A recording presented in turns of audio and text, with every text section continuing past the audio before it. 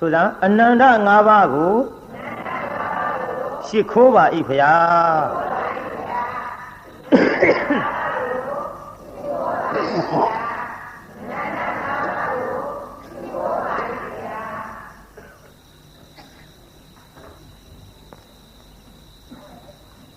အနန္တ၅ပါးကိုရှိခိုးပြီးတဲ့နောက်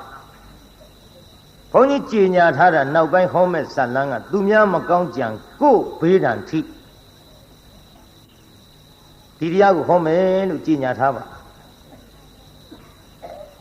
သူများကိုဖြစ်စေခြင်းတာကမကောင်းအောင်ဒုက္ခဖြစ်အောင်သေချေပျက်စီးအောင်ဆင်းရဲအောင်မွဲအောင်အဲ့ဒါလို့ဖြစ်စေခြင်းနဲ့ဗျာပါဒတရားတွေ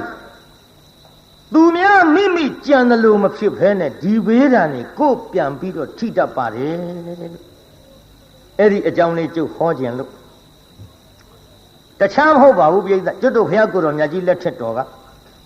ကောသလခေါ်တဲ့တိုင်းမှာအင်ဂျီ1000ရှိတဲ့ရွာကြီးအဲ့ဒီရွာကြီးမှာနောက်ဘဝကကိုပြုတ်ခဲ့တဲ့မကောင်းသောအကြံမကောင်းသောကံကြောင့်ကိုပြန်ဘေးဒဏ်ထိတဲ့တငယ်တယောက်ကိုကျုပ်အကြောင်းပြုဟောမယ်နောက်ဘဝကသူဘာတွေလုပ်ခဲ့ပါလိမ့်သူလုပ်ခဲ့တဲ့အလုပ်ကမိမိရဲ့ကြောင်းတိုက်အတွင်းသို့အာဂန္တုအရှင်များကြွရောက်လာတဲ့အချိန်တကားများကဆွမ်းစားပင့်ကြောင်းရှိတန်ခါအကုန်ပါဗျာလို့တန်ခါကုံဆွမ်းစားပင့်တန်ခါကုံဆွမ်းစားပင့်တော့အဲ့ဒီကြောင်းတိုင်ဘုန်းကြီးကအဲ့ဒီတန်ခါတွေသူဆွမ်းမစားတဲ့ချင်းအဲ့ဒီတန်ဃာတွေဆွမ်းကပ်မှာဆွမ်းလှူမှာကိုပင်လျင်သူ့အနေနဲ့ကမနာလိုဝန်တိုအိတ်တာမစ္စရိယတွေများစွာဖြစ်လာအဲ့ဒီလိုအိတ်တာမစ္စရိယတွေဖြစ်လာတော့ခက်တာပဲဒီတကားများနဲ့ငါအမြဲတမ်းနေတဲ့ကြောင်းတိုင်ဘုန်းကြီးငါအပင့်သွားပြီးတာအခုတော့ကြည်စမ်းတန်ဃာဓုအလေကောင်းမှာကြောင်းရှိတန်ခါကုန်ပါဗျာလို့ဆွမ်းစားပင့်မဖြစ်ဘူးမပင့်မဲထားရင်လည်းဝီနီးတော်နဲ့ငါမှအဆင်မပြေဘူးအလေမနဲ့ကြရင်တော့ခေါင်းလောင်းကြီးတော့ရှိသားပဲခေါင်းလောင်းထိုးပြီးပင့်ရမှာပေါ့ဒီခေါင်းလောင်းကြီးထိုးနေကြဒုတ်နဲ့ထိုးရင်လည်းပဲဒီကိုယ်တော်တွေနိုးမှာမနိုးအောင်ထိုးမနှောအောင်ထိုးမယ်ဆိုပြီးတော့တရားနာပြိတ္တကြီးမနဲ့အိယာကထားဒီပြည့်တန်ဃာတွေမထခင်ခေါင်းလုံးကိုကျွတ်တို့ဘာနဲ့ထိုးလို့ဆိုတော့တမန်းမြက်ကလေးနဲ့သွားထိုးပြိတ္တကြီးခေါင်းလုံးတမန်းမြက်နဲ့ထိုးလို့ညီပါသူများရဲ့လက်လာပါသူများဆွမ်းစားရမယ့်ကိစ္စဒါကိုပင်လျင်သူ့စိတ်ထဲမနာလိုဝန်တိုးပြီးတော့တမန်းမြက်ဖြားလေးနဲ့ခေါင်းလောင်းထိုးပြီးတော့အရာထဲဆွမ်းစားကြွတဘာတဲ့ကြွသွားရှင်ဗျာ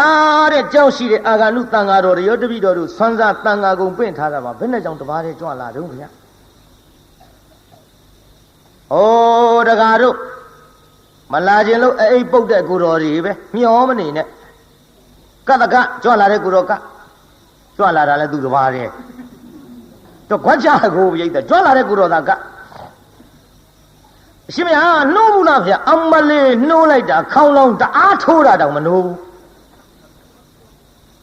မှန်လားပါဗျာခေါင်းလောင်းထိုးရသားနဲ့မနှိုးဘူးဆိုရင်တော့ဒီတန်ဃာတော်ကြီးရဲ့ရှေ့မှောက်မှာတပည့်တော်ဆွမ်းစားပင့်လျှောက်ခဲ့တာပါဗျာခေါင်းလောင်းထိုးလို့မှမနှိုးဘူးဆိုရင်တော့တပည့်တော်အိမ်ကကတ်တဲ့ဆွမ်းမဖုံးပေးခြင်းလို့လားသူဒီမဟုတ်ဒီအချိန်အစောကြီးအိပ်ပြက်မခံနိုင်ဘူးဆိုပြီးများနေရကြလေသလားဗျာ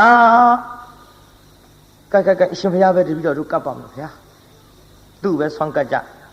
ဆွမ်းဖုံးပေးပြန်မကောင်းတာကတော့အတော့ကိုမကောင်းတာပဲပြိတ္တာကြီးအဲ့ဒီဘုံကြီးကောင်းသလားမကောင်းဘူးလားအဲ့ဒီဘုံကြီးမျိုးကိုခင်ဗျားတို့ကြည်ညိုသလားမကြည်ညိုဘူးလားကျွတ်တို့ကြတော့ရောဒါပေမဲ့အိတ်ထောင်နဲ့အပြည့်ထည့်ကြလားဒါမှအောင်ပါကို ကြီးညိုတဲ့ဘုန်းကြီးကြီးညိုစရာကောင်းရင်ကြီးညိုရမယ်ကြီးညိုစရာမကောင်းရင်ကြီးညိုတဲ့နေရာမှာတရားတရားပြတ်တတ်ပါမှန်လားပြိတ္တကြီးလူတွေအကြည်ညိုမဲ့အောင်အဲ့ဒီကဲ့သို့မိမိကြောင့်ရှိတန်ဃာတွေအားဝတ်ကြည်တန်းကြည်ခေါင်းလုံးမထိုးဘူးလို့မဆိုရယုံတော့ဖဲတရားနာပိတာတမန်မြက်ဖြားလေးနဲ့ထိုးပြီးတော့သူတော်ဟာတဲ့လိုက်စားခဲ့တဲ့သူများရဲ့လက်လာဘကိုပိတ်ပင်ခဲ့တဲ့သူများမကောင်းကြံခဲ့တဲ့ကိုတော်သည်အဲ့ဒီဘဝကစုတည်၍ဟာကျွတ်တို့ဂေါရမဖျားလက်ထက်ကောတလတိုင်းမှာအင်ကြီးတစ်ထောင်ရှိတဲ့တန်ဃာရွာကိုသူလူလာဖြစ်တယ်။ပြေးတာအင်ကြီးဘယ်လောက်ရှိဘာရွာကြီးတို့တန်ဃာရွာကြီးဘာရွာကြီးတို့ဟဲ့အဲ့ဒီတန်ဃာရွာမှာမိန်းမတစ်ယောက်ဝမ်းသူတန်နေခတော့လေအဲ့ဒီအင်ကြီးတစ်ထောင်ရှိတဲ့တန်ဃာတွေလုပ်ငန်းကင်ငန်းမှာအကုန်လုံးငါးတကောင်မှမရတော့ဘူးတဲ့ပြိတ္တကြီးကြည်တရားနာပြိတ္တမိမိမလှူလို့မိမိလည်းမွဲတယ်မထင်နဲ့တော့ဘေးအဆွဲအပွားတွေပါအဲ့ဒါလို့ဝန်တူနှမျောတဲ့ပုဂ္ဂိုလ်နဲ့ပတ်သက်ပြီးထိခိုက်လာတယ်အင်ကြီးတစ်ထောင်ရှိတဲ့တန်ဃာတွေငါးတကောင်မှမရတော့ဟာဘယ်လိုဖြေကုန်တာလဲဟာငါတို့အင်ကြီးတစ်ထောင်ရှိတဲ့ရွာကြီးလိုက်စုံစမ်းလိုက်ကြတော့မင်းရရတကောင်မရဘူးကွာမင်းရောတကောင်မရဘူးကွာဟာမင်းရောတကောင်မရဘူးကွာတရွာလုံးတရားနာပြိတ္တနှက်ဆက်အောင်တူနဲ့တူတယောက်နဲ့တယောက်ရှောက်မေးလိုက်တော့အင်းကြီးတစ်ထောင်ရှိတဲ့ရွာကြီးငါးတကောင်မရဟေးအကြောင်းထူးတယ်ကွာအကြောင်းထူးတယ်ကွာတို့ရွာကြီးထဲမှာယုံမာတဲ့လူရှိခက်တော့ခက်သားလားတန်ငါလှုပ်ရှားတဲ့လူပဲယုံမာတဲ့လူရှိပြီဆိုတော့ကွာတော့ကြတာပေါ့ဟဲ့လူယုံမာရွေးမကွာသူများအသက်တတ်တဲ့လူရလူယုံမာရွေးတော့မယ်တဲ့ပြိဿရဲ့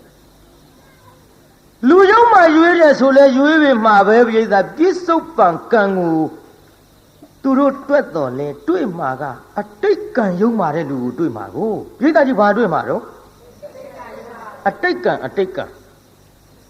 ဓမ္မတို့အင်ကြီးတစ်ထောင်ရှိတဲ့ရွာတွေကလူယုံမာရွေးရအောင်900စီခွဲလိုက်ကြစို့900စီခွဲမင်းတို့900ကမရရင်မင်းတို့900တဲ့လူယုံမာပါလို့တို့900တွေကမရရင်900တဲ့လူယုံမာပါလို့ကဲ900စီခွဲအလုပ်လုပ်ကြစို့ရေလုပ်ငန်းတစ်ခါဆင်းပြီးလုပ်ကြအဲ့ဒီကလေးတန်တေတီးတဲ့မိန်းမပါတဲ့အိမ်ကြီး900က9တကောင်မှမရဟိုဘက်အိမ်ကြီး900က9တွေရဟေးတို့ဘက်က900တဲ့ပါနေပြီกว่าလူယုံမှာက250စီခွဲကြစို့กว่าမတွေ့အောင်ရှာမှဖြစ်250စီခွဲပြီးအလုံးလုံးလိုက်ကြတော့သူတန်တေတီတဲ့မိမပါတဲ့250ကတကောင်မှမရဟိုဘက်250ကရလားဟေးတို့ထဲပါလာပြန်ပြီကွာငါလဲကွာမကောင်းတာမလုပ်ပါဘူးကွာငါသတ်တဲ့လူကငါလဲမကောင်းတာမလုပ်ပါဘူးကွာဟေးတို့250တဲ့လူယုံမှာရှာကြအောင်စို့တရားအစိတ်စီခွဲကွာတရားအစိတ်စီခွဲတာအဲ့ဒီကလေးတန်တေတီတဲ့မိန်းမတရားအစိတ်ထင်းကတကောင်မှမရဟိုဘက်ကရဟာဟေးတို့ထဲပါလာပြီကွာတွေ့တော့မှာပဲကွာတရားအစိတ်ကိုခွဲကြအောင်စို့ကွာဒီတော့တရားအစိတ်ဘယ်လောက်စီခွဲမှာတော့85စီဟာကြည့်လဲခွဲဟာငါလည်းမခွဲတတ်လို့ပြေးတာကြီးမဲအောင်မတရားအစိတ်ကစုံလမ်းမှာဝါတရားမှာကိုးကောင်းနဲ့တော့တွေ့ပြီချင်းတယ်တို့ငငယ်တုန်းကသေလူအောင်ဟေးဝါတရားမှာကိုးကောင်းဘယ်လို့မှသေမရဘူးမရမဲ့တူတူတော့တယောက်ကတော့အလဲကောင်ကြံရမှာနဲ့တူတယ် Cái tây á xây gì khỏe lại tây á xây cả nề bí đó tây á là bí đã khỏe lại lấy không tây á cả rồi chăm mà lấy không lấy không chăm nó tây á là bí đã cái tây á này nó sẽ lì thà vào rồi tây á nó sẽ lì của hồ bé đi về khỏe lại bao lâu xí ya cháu xem này yêu xí cháu xem này yêu xí ya rồi lấy không á hà gì ya rồi chăm mà cái tây á chăm tây áo chạm mà của tây áo nào biết ta tụi nó bé bông ra này khoe được lấy lũ số đó hey là đi lô lô ngờ đó lũ cái ở xây phiền này đó tây áo xây số đó mà số mu quả mã phiền bắt tham mà giống tây áo anh lấy gạo này quả hôm nay đi về khoe hôm nay đi về khoe số đó tây áo nào biết ta khoe này ngà tụt ra này đi ra mấy mà cả lấy gạo của tụi cô yêu cái là chả,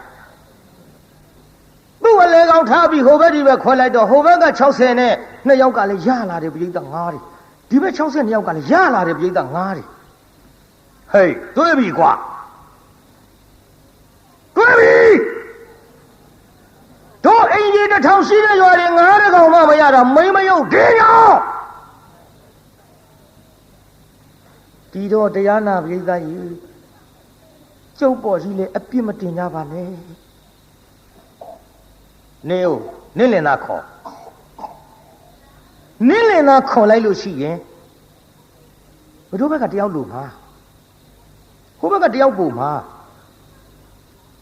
cái đi lô lâu cha rồi, nên nó lên mà ăn này yêu thèm ngã xa gì ra, hey ngã rồi ngã ra chứ mà bên này hàng ngã mía gì ngã mía gì đấy nè xa gì à lâu quên pi lại chả ta có ngay à đan hey đâu bây giờ mà sao xem này đi lên mà ăn hay yêu phải đâu vào để tháo luôn mà phiền phu nên thâu mà phiền mà ta nó lết sát ta đâu ngã lên giàu lên mà hậu phu đi ra vào đi luôn mà lúc ra vào này chút thì yêu thế phiền này rồi chút lên nào yêu thế tha gì vào là hồ bé cháu xem nhau thì bé cháu xem nhau chút lên nào yêu thế tha gì ông đi chút cũng được phải thế gì vào lên lâu đây lừa miệt rong thu ba sai rồi nên nhau nhà là ngã sai mà lên lâu đây lừa đó là phiền ba sai rồi nên khơi con chả mua bảo bút đó đấy lên này mà giá về hồ đó cũng khơi con chả bị hồ bé cháu xem nhau thì bé cháu xem nhau chút bà để cháu xem nhau thế cả mà giá gì chút phải bỏ đi đó lên nào lâu đây lừa khơi con chả bị hồ bé cháu xem nhau thì bé cháu xem nhau khoe lại để chỉ khám ấy thì mình mà bà để bé cả ngã mà nhà của cháu xem nhau rồi luôn đó nên bà là đã thu về mình à đó mà phía phú số đó sinh ra chỉ lại đó lệ tôi tàn đi tí này đấy bỏ mà ba mà vui bằng mà xỉu bây giờ tàn đi lại mà phía phú cháu lệ đi lô số yên đi ra đi vào mà mình bên này cháu tua vào mẹ cháu cháu tay vào lông ngà mà ra để cái xa cái cháu tua mẹ hey tu tua ra cái xa mà xỉu mình mà ta lại phiền đấy quá lại tua mấy ông lại qua, ya, lại mà bố lên này mà ya về, tôi chụp lại mà bố, chút đâu phải là ta chạy vào quỳ tôi bây giờ lúc cảnh sát tao trả vào mày không ya, lên mà ya, cái ông sát lúc nên thâu khai ya, ta bây giờวันนี้ก็ta ở tuổi nó, nhà cháu, tụi mình mà công chuyện bây giờ mà na lúa để xây để vốn lúa để xây để ấy tao mà xử lý gì đó thì mới bị trả bị soi vậy phê. chỉ bé khi ông thi cái mấy số đã sẽ bị đó nát thằng gì ông vậy đó, lên mấy anh nhau thuật toán, mà ye cho bên này dọc đi lối đâu khắp phía ba lên mà đâu, chút đồ tăng ngà để số ra cái đó tụi nhá để đặt mà con này lù để lù gì, mà ye cha vì mấy lù tí thể dùng mà để lù chi, chú lên mà lù bị bà lá đó, chỉ để đi về thì cho bỏ mà lấy, loli phọc ra bị đó, để vào đó dọc cha này là chú mà bị ma mi bà luôn. ngà lẽ đi lù vào về quê cái phía tâm nhà trong con như bộ phía tâm nhà trong con như bộ la tôi ra rủ số bị độ lúc cảnh sát tàu yên này nào ကိုလာကနေပြီးတော့ဆယ်လရောက်သောအခါတန်းယောက်ျားလေးဖွားမြောက်လာပြေးတော့ဘာလေးတို့တန်းယောက်ျားလေးဖွားမြောက်လာတော့သူတို့ရှိတာပါတာလေးလဲစားလို့တောက်လို့ကုန်ပြီအေးစဉ်လှဲ့ပြီးတော့ထမင်းတောင်းရန်စားရတဲ့ဘဝရောက်ဒီလိုတောင်းရန်စားရတဲ့ဘဝရောက်သောအခါကလေးလေးကိုမအေးချီတယ်အဖေကအလွတ်ခွက်ကိုတယောက်တစ်လုံးစီခိုင်းထမင်းပေးမဲ့ခွက်ကိုတယောက်တစ်လုံးစီခိုင်းထမင်းပေးမဲ့လူကကလေးချီထားတဲ့မိန်းမခွက်ထဲထမင်းမထက်ယောက်ျားခွက်ထဲထမင်းထက်ကျုပ်လည်းပေးပါအောင်တော့ဟိုကတယောက်ထဲပါကျုပ်ကသားလေးနဲ့ပါမပေးဘူးနင်သားတော်လေးရှိပြစ်လိုက်နင်သားတော်လေးရှိပြစ်လိုက်အိမ်တိုင်းဒီလိုကြီးအပြောခံရကဲမောင်ရေကလေးကြောင့်များလားတို့မသိဘူးကျက်သိမ်းထားစရာကြီးဖြစ်လာပြီဒီရွယ်လေးဆိုတာအလွန်တနာရကြတာကဲရောမောင်ရေကလေးတစ်လက်ချီပါဦးယောက်ျားကလေးပေးပြီးတော့နောက်တအိမ်ကျတော့ဒီလိုပဲတခါတည်းခွက်တစ်လုံးစီကင်တောင်းကလေးမပါတဲ့မိန်းမရဲ့ခွက်ထဲကိုထမင်းထည့်သည်ကလေးချီထားတဲ့ယောက်ျားရဲ့ခွက်ထဲထမင်းမပေးဘူးသူ့တယောက်ထဲပါဗျာကျုပ်ကလေးလေးနဲ့ကျုပ်ခွက်ထဲထဲပါအောင်မပေးဘူးအဲ့ဒီကလေးတော်ရဲရှိပြလိုက်အဲ့ဒီကလေးတော်ရဲရှိပြလိုက်ဒီတိုင်းကြီးအပြောခံရဟုတ်ပါပြီကွယ်ဟုတ်ပြီနှမငါတို့အင်ကြီးတစ်ထောင်ရှိတဲ့တန်ဃာရွာကြီးငါတကောင်းမှမရတာသူ့ကြောင့်ကလေးချီသောမိခင်ခွက်တဲ့ထမင်းမထဲတာသူ့ကြောင့်ကလေးချီသောဖခင်ရဲ့ခွက်တဲ့ထမင်းမထဲတာသူ့ကြောင့်အဲ့လေသူ့တော်နေကိုလာလွယ်ဆင်းလာဖွားတဲ့သားမင်းလည်းတနာပြီမယ်ငါလည်းကိုယ်ကဖြစ်တဲ့ရင်သွေးတော့ချစ်တာပဲနှမရဲ့ကလေးတဖြည်းဖြည်းစောင့်ပြီးတော့မွေးကြွေးကြည့်ကြပါဦးစိုးနဲ့တဖြည်းဖြည်းစောင့်ပြီးမွေးကြွေးကြည့်ပြီးလာခဲ့ရကလေးကမတ်တပ်ပြေးလေးဘဝရောက်လာမတ်တပ်ပြေးလေးဘဝရောက်တော့ရှုပ်ပြီးတောင်းလိုက်ကြတဲ့ကိစ္စဒီကလေးမြင်တိုင်းမေတ္တာပြည့်ဒီကလေးမြင်တိုင်းခွက်ထဲထမင်းမထဲကြတော့လင်မယားနှစ်ယောက်တိုင်းတယ်ကလေးလေးလည်းမတ်တပ်ပြေးလေးမတ်တပ်ပြေးကနေတဖြည်းဖြည်းသကပီနာကြဘဝနဲ့အရွယ်ကလေးပေါ့လေဥမမဲစာမမြောက်လင်းင6နှစ်သားလေးရောက်လာတော့နှမဒီလိုလုပ်ကြပါစို့ကွယ်ကိုမချီကအမိတော်လဲသားတော်ခဲ့ဤကဘာမီလောင်းသားကောင်းချနေဆိုတဲ့စကပုံကလည်းရှိနေတော့သူနဲ့သာနေရမယ်ဆိုရင်တနေ့ငါတို့ပါအလင်းမမီပဲနဲ့ငတ်ပြတ်ပြီးသေးကုန်ရတော့မှာပဲအေးတစ်ထောင်ရှိတဲ့ရွာကြီးငါးရကောင်းမှမရတာလေသူ့ချောင်းမိမိတို့ချက်မြုပ်ဇာတိရွာကတို့လင်မယားထွက်ပြီးတော့ပြေးခဲ့ရတာကလည်းသူ့ချောင်းနှမရဲ့ချစ်တော့ချစ်တာပေါ်မချစ်လို့မှမဟုတ်ဖ ೇನೆ သူ့ချစ်သမျှကိုတို့လင်မယားနှစ်ယောက်နစ်မြုပ်ရမှာမို့ပြစ်ထားခဲ့ကြလို့လားပြစ်ထားခဲ့ကြစို့လားဟင်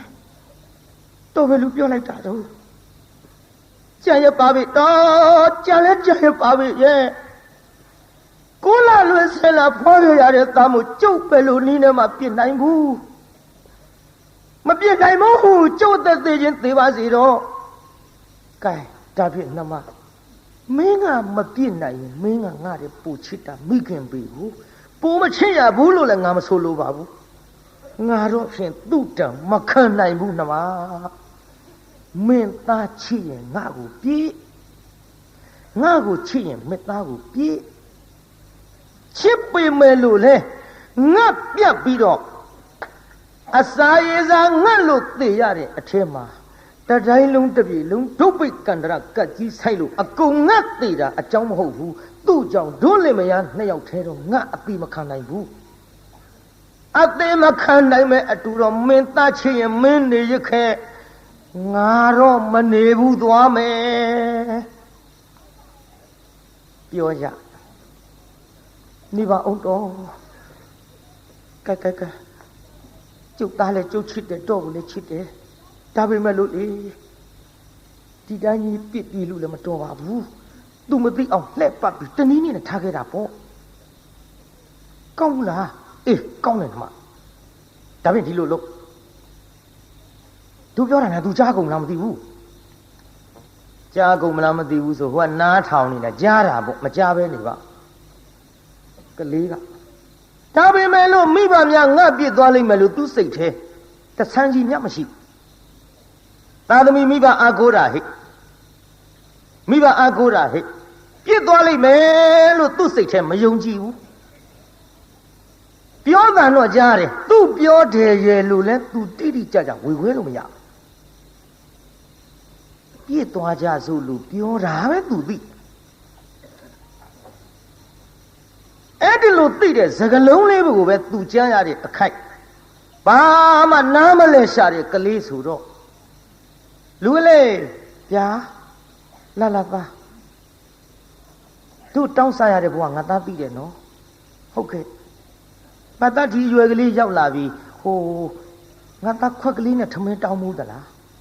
တောင်းပါဘူးတဲ့မေမေတို့တောင်းကြွေးတာကျွန်တော်စားခဲ့ပါပြီဖေဖေတို့တောင်းကြွေးတာပဲကျွန်တော်စားခဲ့ပါတယ်ခင်ဗျဒါကြောင့်သားရဲ့အခုတော့လေဟိုမရလားဟိုပါဟိုအိမ်ကြီးမြင်ပါတယ်ခင်ဗျအဲ့ဒီအိမ်ကြီးကလေဟိုကလေးလေးတွေဆိုတိတ်တနာတာဒါသားရဲ့ထမင်းပေးမယ်လို့လည်းပြောတယ်ရော့ငါသားဒီခွက်ကလေးယူသွား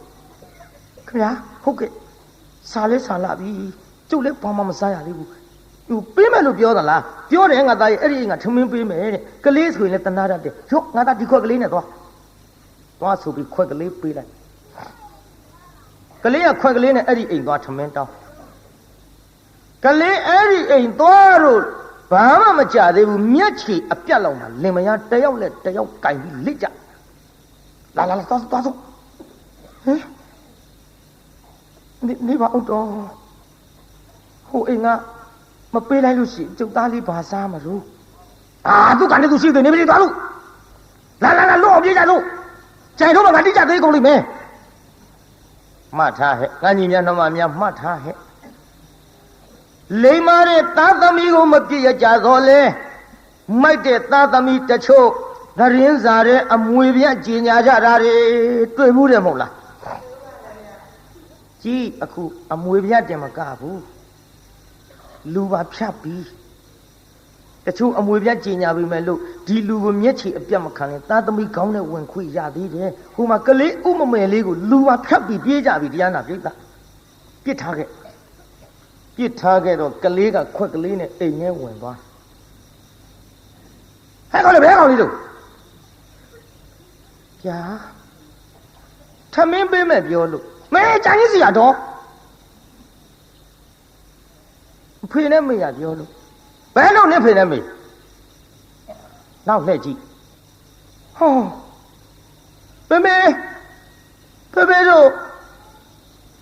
ဟောဗျာကျုပ်ပြေးသွားကြပြီဟင်နေပါဦးနင်းအဖေနဲ့အမေကရှိလို့လား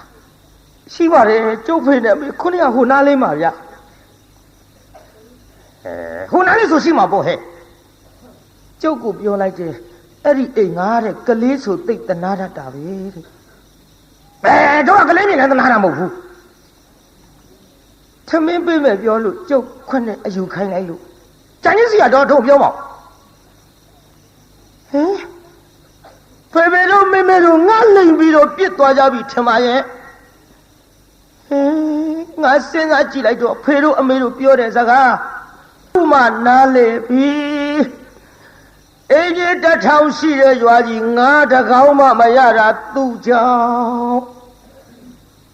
ငါပြောတာနဲ့တူပါရဲ့ကျွတ်တို့ချင်းမြုပ်ဒေသအင်ကြီးတစ်ထောင်ရှိတဲ့ရွာကြီးကထွက်ပြေးလာရတာသူ့ကြောင့်ဒီကနေ့ဒီအချိန်ကြီးထမင်းဝအောင်လည်းမစားရဘူးတဲ့သူပါတဲ့မိခင်သူပါတဲ့ဖခင်ခွက်ထဲထမင်းမထည့်ဘူးတဲ့သူတို့ပြောတဲ့စကားတွေအလုံးခြုံကြည့်လိုက်တော့တတော် ငါ့ကိုမတနာလို့ပြစ်ပြီးတော့ပြေးကြပါဗောလားအလေမိဘများအပြစ်မရှိပါဘူးငါအပြစ်တွေးကြီးပါလားအခုဒီအိမ်ကလည်းကြံကြီးစီယာငါထမင်းပေးမယ်လို့လည်းမပြောဘူးတဲ့ကလေးမြင်နိုင်လည်းမတနာဘူးတဲ့ဟုတ်ပါတယ်ခင်ဗျာကျုပ်ဖေလို့မေတို့ကျုပ်ပြစ်သွားကုန်ကြပါပြီခင်ဗျာကျုပ်ကိုတနာလို့ရှိရထမင်းလေးကျွေးပါခင်ဗျာဟင်မင်းဖေနဲ့မေကပြစ်သွားမင်းတို့အိမ်နဲ့ကြောင်းရင်တို့အဖတ်တင်နေလိမ့်မယ်တော်ဟဲ့တော်လေးသွားဟိုဘင်းသွားတော်ဟိုဘင်းကပြီးတာကန်းတည်းဟိုဘဲအိမ်လေးလို့ဟိုဘဲအိမ်သွားခွက်ကလေးနဲ့မလီတော်ချိုင်းစီရတော်နှင်းထုတ်ကလေးဘယ်အိမ်ကမှမပြီးဘူးဒီလိုနဲ့ထမင်းမစားရတဲ့ဘဝဒဇက်မိတ်အယိုးလေးတွေဂျိုးလေးတွေထမင်းတို့ဟင်းတို့တွေစွန့်ပြေသွန်ချရာဖြစ်တဲ့တချို့နေရာ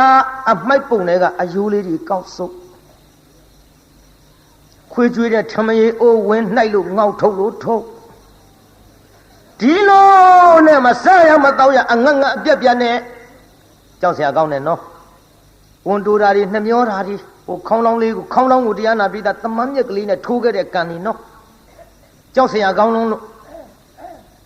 အဲ့ဒီလိုမစားရမတော့ရနဲ့အိတ်တော့သစ်ပင်ရင်စားတော့အမိုက်ပေါ်ဒီလိုဒုက္ခတွေကြုံပြီးတော့နေရတဲ့အခိုက်ရေလည်းမချိုးကောင်းကဆံမင်ကလေးကလည်းလိန်ကြည့်ပြီးတော့တခါမှမရိတ်တော့ဂုတ်ပေါ်ရောက်ကောင်းလေးကိုလမ်းတရက်ဖြစ်လို့လမ်းတရက်အဲ့ဒီတော့ကများစလာမသိပါဘူးအေးငါညီများငါပေါ်လဲမျက်စောင်းထိုးကြပါနဲ့ကွာနော်မင်းတို့ကတော့လှအောင်ထားတာပါဟိုကတော့မိဘကမပြုစုလို့ကွာတမင်တက်တယ်ကိုမရိတ်နိုင်ရေးမချိုးနိုင်ညစ်ပေးလို့မင်းတို့ကဟိုဂုတ်ထီအောင်စပင်လေးတွေထားပြီးဒီကော့စမတစ်တို့ဘာတို့အုံစီတို့ပေါ်了ကွာမိုးပွင့်တို့ပေါ်了ကွာရေမွှေးတို့ပေါ်了ကွာမင်းတို့နာကတ်ရင်မှုမှုကြံကြံလေးတွေပါကွာဟိုကောင်လေးကကြီးကွာကောင်းမှုကွာချိုးတယ်ကွာတော်ချိုးတာကွာသူကလမ်းပေါ်နေရလို့လမ်းတရေကိုကွာမင်းတို့ကလမ်းမော်နေတော့နေကြပေါ့ကွာအိတ်တော့မင်းတို့ကအိမ်အိတ်တာပါကွာနော်မင်းတို့ကလမ်းတရေအစ်စ်မဟုတ်ဘူးကွာအတုဟိုကောင်လေးကလမ်းတရေအစ်စ်ကိုအိတ်တော်လေလမ်းမော်စားတော့လေအမိုက်ပုံဒုက္ခတွေကြုံပြီးတော့နေတဲ့ဖုတ်တဆေလေးကြလို့အဲ့ဒါလို့ဒုက္ခဖြစ်နေတဲ့ကလေးဟောဒီကနေ့တော့ဟေးရှင်သာရိပုတ္တရာကိုရောမြတ်ကြီးကလည်းတပိတ်ပိုက်ပြီးတော့ဆံငံကြွအလားမြင်တယ်ကလေးကိုမြင်တယ်ဥမမဲစားမမြောက်ရောက်ချင်ရရောက်ပေါက်ချင်ရပေါက်လျှောက်သွားနေတဲ့ကလေးနဲ့တူရဲ့ကောင်းမောကဆံမင်းနဲ့လည်းကြက်ပြားကြီးဖြစ်ဖုံနဲ့အမိုက်ထဲအိတ်ခန္ဓာကိုယ်လည်းအဝတ်အစားမရှိစပြန်တော့လည်းအမိုက်ပုံတွေကဟိုယိုးလေးကောက်သွားလိုက်ဟိုထမင်းယိုးလေးကောက်စားလိုက်သူ့ဖြစ်ပုံကိုတိတ်တိတ်ချာချာသပိတ်ပိုက်ပြီးတော့ရက်ပြီးတော့ရှင်သာရိပုတ္တရာကိုရောမြတ်ကြီးကြည့်သူ့အကြောင်းကြည့်လိုက်တော့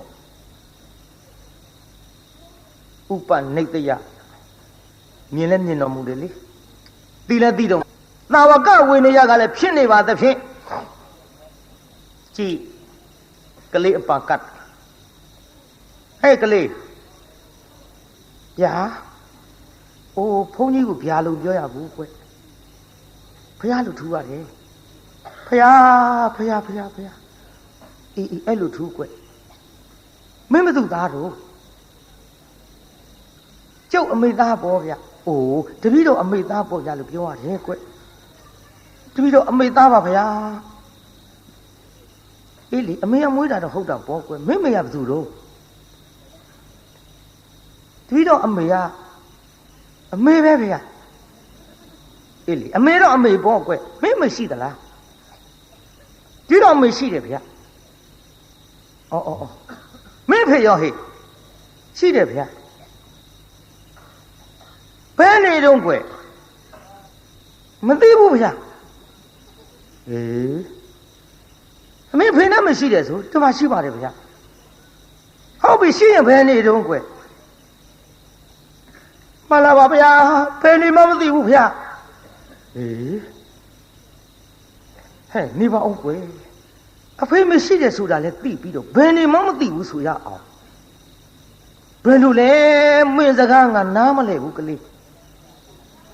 မှန်လားပါဗျာတပည့်တော်ဖြစ်ပါလေရှောက်ပြပါမယ်ဗျာတပည့်တော်ဒီအိမ်တပည့်တော်မိဘများအစကအဲ့ဒီနေတယ်ဗျာတပည့်တော်ကိုတန်တေးတီးတဲ့အချိန်ကစလို့တပည့်တော်မိခင်ဝန်ထဲမှာတပည့်တော်တန်တေးယူတဲ့အချိန်ကစလို့အင်းကြီး1500ကောင်မှမရလို့ခွဲကြတယ်ဗျာတပည့်တော်မိဘနှစ်ပါးပြောတာအစကဘာများလဲလို့အောက်မိတာတပည့်တော်ကြောင့်ဖြစ်နေတာကိုနောက်ပြစ်ပြေးမှသိရပါလားဗျာနောက်ရွာကနေပြီးတော့နှင်းထုတ်လို့တပည့်တော်ဖေမေတပည့်တော်ကြောင့်ထွက်ပြေးခဲ့ကြတယ်ဗျာတ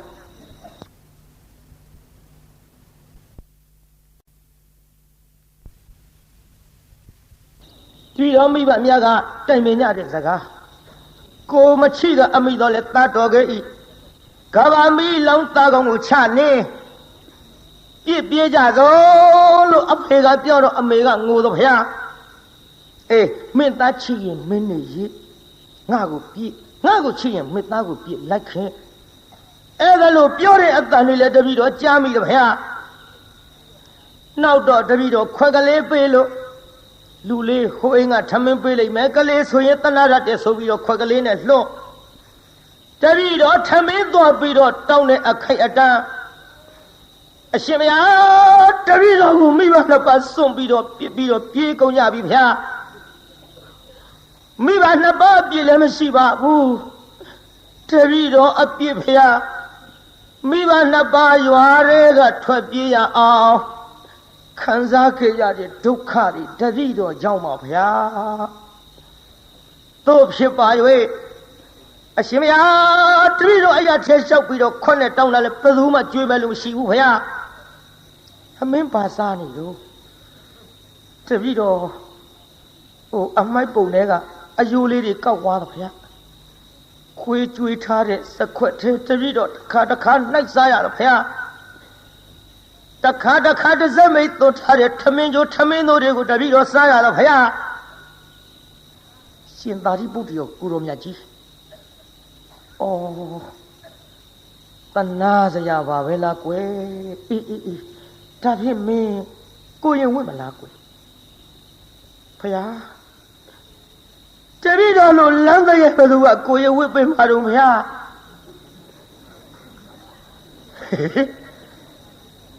လမ်းတရဲ့အစ်စ်ပြောတာပါကွာ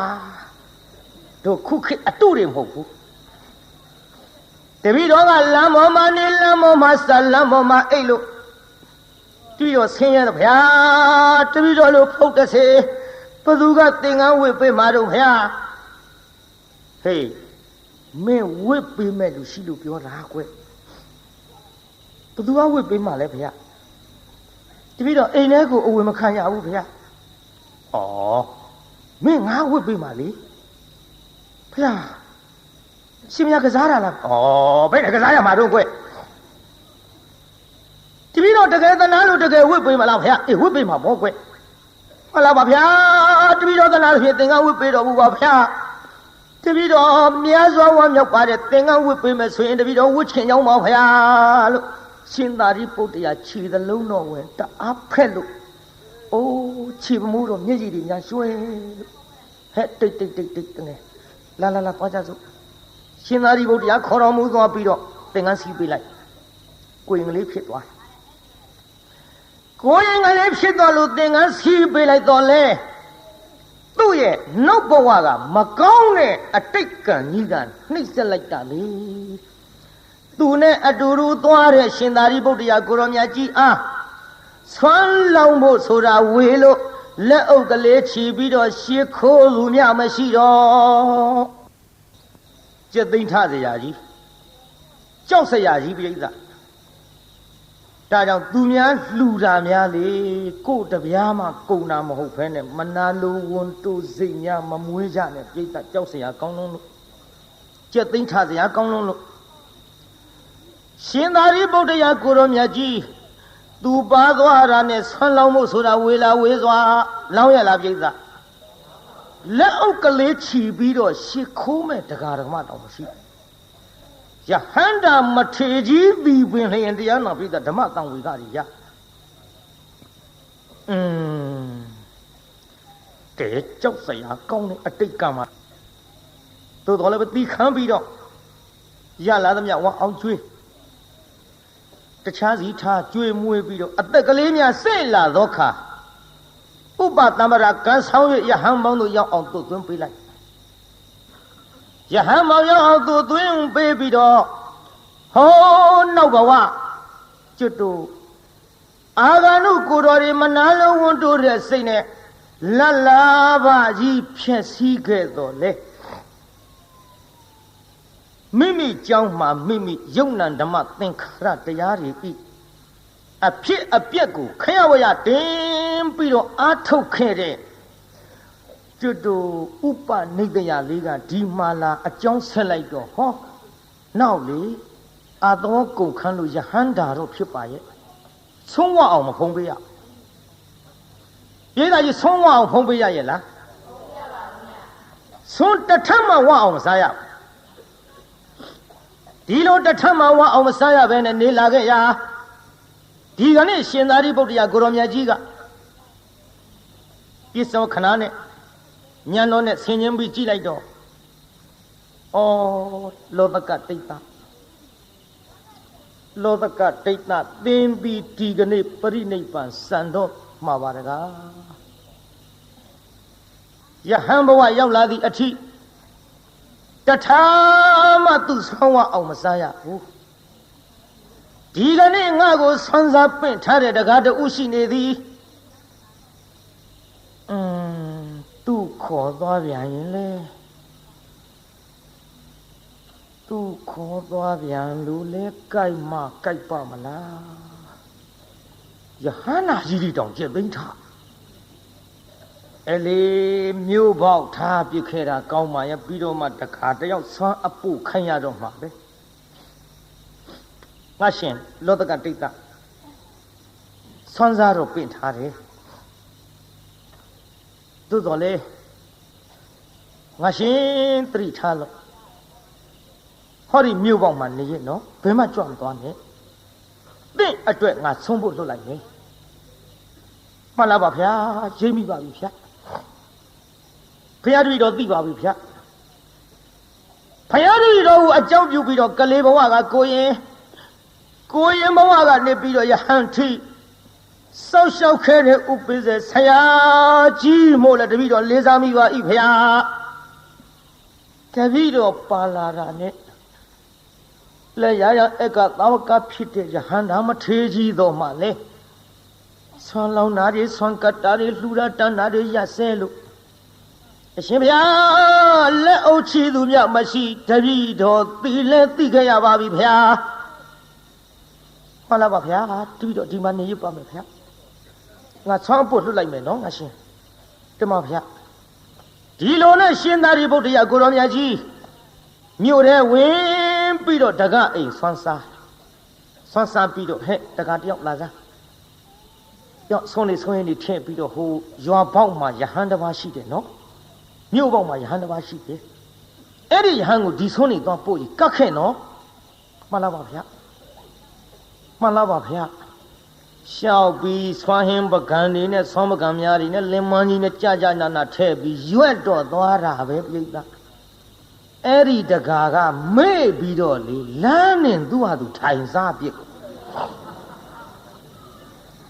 ကိုချိုးကိုလဲစားပြီးဟိုတကာကပြန်သွားတစောင်းဆောင်နဲ့ငါဥပိ္ပဇေဆရာကြီးကဒီကနေ့ဆွမ်းကခိုင်းလိုက်မတဲ့လောဘကဒိဋ္ဌာမင်းလောဘဝကကြောင်တိုင်းဖုံးကြီးဖြစ်စဉ်အခါကြွလာတဲ့အာဂန္ဓုတန်ဃာတော်ဒီအာဆွမ်းမစားစီလို၍သူများဆွမ်းကတ်တာမနာလို့ပြီးတော့ခေါင်းလောင်းတောင်မင်းသမမ်းမြက်လေးနဲ့ထိုးခဲ့တဲ့အတိတ်ကမလားဒီခံကိုပြုတဲ့ကံဟဲ့ သူများမကောင်းကြတာအခုတော့ကို့ဘေးဒဏ်နေပြန်ပြီးတော့ထိနေပါလားလောသကတိတ်တာ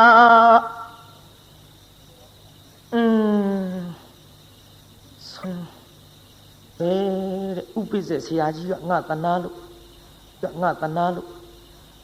ဒီကနေ့ဒီချိန်ထိလဲဆွမ်းတထမဝအောင်မစားရလာခဲ့လိုက်တာနော်ကောင်းငယ်မော့ကြည့်တော့လဲမောငါတိတ်တော့မယ်နေကခေါင်းမောတဲ့နေပြီဒီနေ့လည်းပဲလို့နီးနေမှာဆွမ်းတထဝအောင်စားရမယ်မဟုတ်ပါဘူးမျော်ရင်နဲ့ပေါ်မလာဘူးနောက်ရှင်သာရိပုတ္တရာကိုရောင်မြတ်ကြီးပြန်ကြွငါရှင်သင်ဆွမ်းဖုံးပေးပြီးပြီမဟုတ်လားတတိတော်ဘသူကကတ်လို့လဲဗျာဟေးအဲ့ကရှင်တခါတယောက်ဟိုဆွင်းနေရောဆုံးနေရောပြင်ပြီးအဲ့ဒီလွတ်လိုက်တာပဲလင်မကြီးနဲ့စားတဲ့လင်မကြီးပါဘူးကျွတ်တို့ခုခဲနဲ့မှန်တော့ဒီလိုပို့လေသလားလို့ပေါ့ဗျာမလာပါဘူးဗျာနောက်ဘဝကပြုခဲ့တဲ့ကိုယ်ကံကိုယ်များညံနဲ့ပြန်ပြီးဆင်းခြင်းမိရလားငါရှင်သိပါပြီဗျာဆင်းခြင်းမိပါပြီဗျာအလေသို့တော်လဲငါရှင်မနဲ့ဆွမ်းမဖုံးပေးရတော့လဲညနေစွမ်းငါခံပြီးတော့ကျွေးမယ်ညနေစွမ်းခံကျွေးမယ်တဲ့ယူပြိတ္တဘာစွမ်းလို့ညနေစွမ်းဆိုလို့ခမည်းတော်စားတဲ့ထမင်းတွေကိုဆွမ်းခံကျွေးမှာမဟုတ်ညနေစွမ်းဆိုတာစတုမရူတို့ထညက်တို့တကာတို့ကြံရည်တို့ဘီလာရည်တို့ပေါ့ဗျာခုခေတ်လို့ဆိုရင်ဘုရားကတော့ဒီအရည်တွေကတ်ကြသလားရှိသလားလည်းမသိပါဘူးညနေစွမ်းတပိတ်ကြီးနဲ့လှက်ပတ်ပြီးဆွမ်းခံလို့စတုမရူတွေတပိတ်အပြည့်ရရှင်သာရိပုတ္တရာကြီးအားရဖမ်းကြပြီခုချင်းဒီဆွမ်းစီမှမစားရသေးဘူးကဲငါရှင်ရော့ဖုံးပေးဆိုလက်ကလေးနဲ့နှိုက်မဲ့အလုပ်ပြန်ရုပ်တယ်ဘာဖြစ်လို့တော့ငါရှင်မလာပါဗျာတပည့်တော်လက်နဲ့နှိုက်လိုက်လို့ရှိရင်စတုပတုပျောက်ကုန်လိမ့်မယ်ဗျာမပျောက်ပါဘူးလေကဲငါရှင်ငါလက်နဲ့ကင်ထားမယ်နော်ဖုံးပေးအားရအောင်ပိဋကတပိတ်ကြီးပါသူ့မပေးရဲဘူးတပိတ်ကြီးပါမပေးရဲဘူးအပေါက်မပါပဲနဲ့ပျောက်ကုန်မှာဆိုလို့ကြောက်စရာအတော်ကောင်းတယ်နော်ပိဋကအဲ့ဒါနဲ့တရားနာပိဋကကြီးရှင်သာရိပုတ္တရာကိုရောင်မြတ်ကြီးကတပိတ်ကြီးကင်လို့ငါရှင်အားရအောင်ဖုံးပေးလို့ကိုရောတပိတ်တလုံးကိုရောပေါ့တထမဝခဲ့ပဲပရိနိဗ္ဗာန်စံမဲ့နေ့နောက်ဆုံးတထဒီစတုမရူဇွန်တထပဲသူဝအောင်ဖုံးပေးသွားရဒီလိုစတုမရူဆုံးတထဝအောင်ဖုံးပေးပြီးတဲ့နေ့မှာပဲလောတကဒိဋ္ဌမထေကြီးအနုပါဒိပေသခေါ်တဲ့အကျွမ်းမရှိတဲ့ပရိနိဗ္ဗာန်ဆံဝင်တော်မူရရှာသည်ကြောက်စရာကောင်းတယ်နော်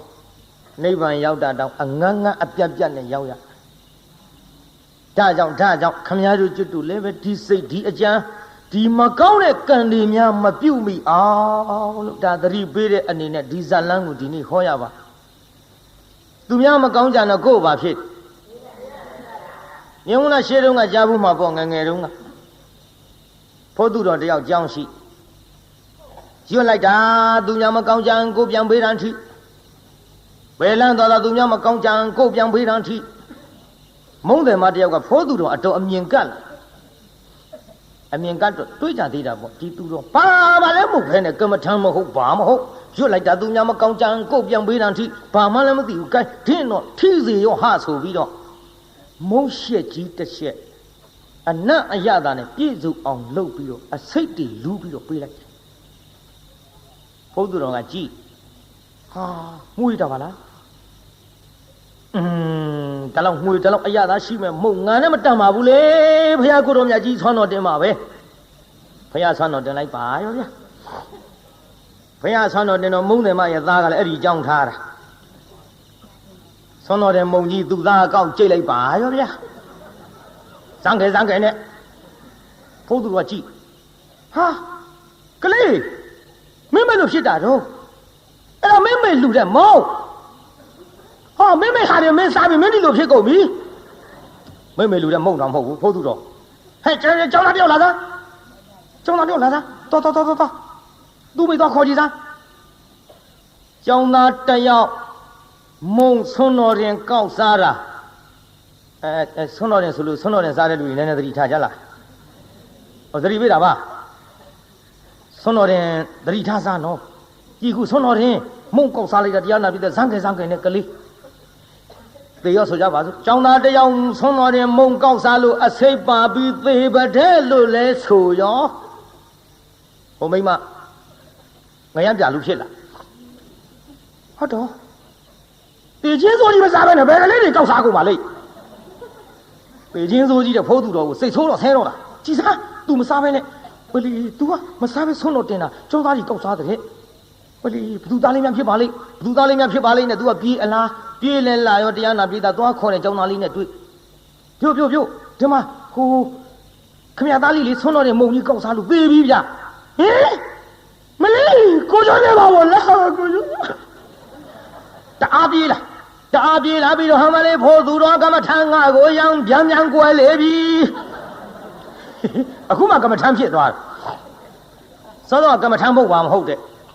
都哪里抓起比着阿妈来跑路上干嘛谈啊？我样边过来比，哎，这个都哦比着好，都面没讲讲来点没嘛，跑路上有点干嘛谈但个边北站铁路都哪位这样把的别个，大家就都这样拿的别个几年嘛讲的阿路的，这个那个啥比着都拿的微个小男伢吧子，不要想呀嘛，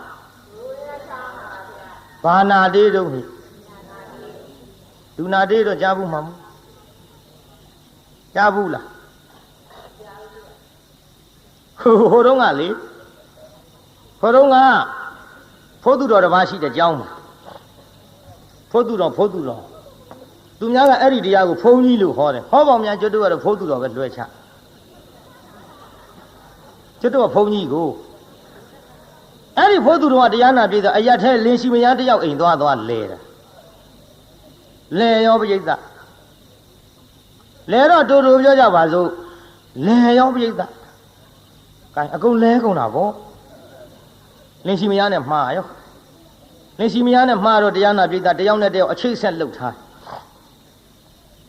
完了个来敲的路个来的毛带些没有回来中多的怪一把着啦，我没嘛个，应该还就西屋的拉进拉着地这边不，啊，七十六他。叫我跑多少个来？这样那别大几10年小的路呢？那么大那个没来，10个娃来都也苦面子啊，要多少？哎，不也有的路呢？我联系中了这样那别的，多也不报，没多也不报。哦，这个这秋个讲旁边的情谊。我讲的路基庙背的钱样拨来的，有七大天，可讲可为七家族人嘛，拔出来呗。这说的钱里不，这有七大铺，都可讲可为呢。这路呢，这样那边的有多，路来的毛子些没有回来多少人，怪一把着拉进拉着切背。你看来怎么着？那个没来，10个娃来都也苦面子啊，多少要？ဒီလိုနေလာတာတနေ့သ၌ကြတော့တရားနာပိဋကကြီးလင်လုံးတဲ့လူကညာကြီးမင်းကောင်ပြန်အလားဟုတ်တော့အေးအိမ်ကလူပြန်လာပြီဒီမလာဖုန်းသူတော့ကတုံးဆွဲခေါ်သွားအဲ့လေးလက်ဆွဲခေါ်သွားကတုံးဆံမမရှိဘူးဘယ်လိုဆွဲမလို့လက်ဆွဲခေါ်သွားလက်ဆွဲခေါ်သွားပြီးတော့တစက်မိတ်ချထားတဲ့လူတထိုင်မလွတ်တယ်လို့စင်အိုးကြီးတဲ့ထက်စင်အိုးကြီးထဲတော့ခေါင်းကနည်းနည်းအထက်မောက်ပြီးပေါ်နေအဲ့ဒါဘန်းစုပ်ကြီးကောက်အုပ်ဘန်းကလည်းပကံများလောက်စုပ်ပကံများလောက်အလဲကောင်ကစုပ်တဲ့ဘန်းအုပ်လိုက်တော့သူ့ခေါင်းကြီးကဘန်းပေါက်ထဲကနေဖူးကြီးထွက်ဒီတော့လင်လုတ်တဲ့လူကပြောဟဲ့နေမလို့တော့အချိန်ရှိမှာအဟိုမိဘတွေက6ပြကြောင်စားဆုံးလို့ကျုပ်သိမ့်တာ မိမများတင်ခတုပတ္တိညာကောင်းလိန်စားနိုင်တဲ့မိမလင့်အပေါ်အဲ့ဒါလူစော်ပဲလူပေါ်ပဲမှတ်ထားတချို့မိမလင်လိန်စားတယ်မိဖို့ကြောင့်လည်းငါ6ပြကြောင်စားမှာကကိစ္စမရှိပါဘူးဒီစင်ဝမောမမေရဘာတို့ဟာတော့နဲ့တော့အဆန်းလို့ကျွတ်တော့ကောက်ဆိုင်စီထောင်ထားတယ်မဟုတ်လားတော့ကောက်ဆိုင်မတွေထုခေါ်တယ်မောင်းသစ်ကြီးလေတော်ဝဲလာတဲ့မောင်းသစ်ကြီးညံကကောင်းတယ်ပြုံးမနဲ့ဆိုတော့အခုမောင်းကြီးတိုင်မဲ့မဲကြီးအေးငါဝဲလာတဲ့မောင်းကြီးငါတခါမှထုမကြည့်ရဘူး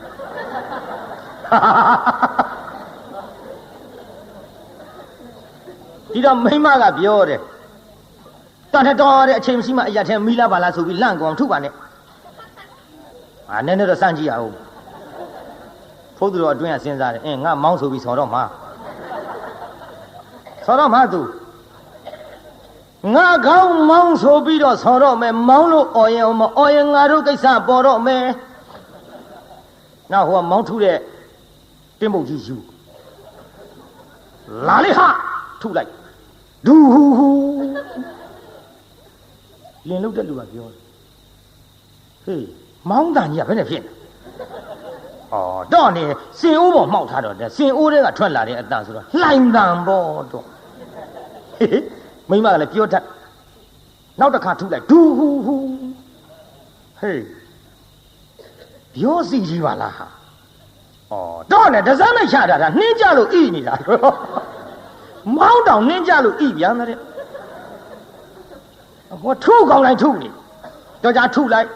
ဒူဟူဟူမဟုတ်ဘူးပြိဿနားလာတော့ဒူနာနာပြစ်လာအဲ့ဒီဒူနာနာអော်ပြီးတော့လင်လုတ်တဲ့လူကလည်းထုပြီးတော့တရားနာပြိဿပြန်အိတ်တော့ဒါရှေးတုန်းကပုံမြင်နော်ကျွတ်တို့ငငယ်ကဟိုအဖေကြီးများအမေကြီးများပြောတဲ့စကားမှတ်ထားတယ်ဟုတ်မဟုတ်တော့ကိုယ့်ဘာကိုချင်းချင်းပေါ့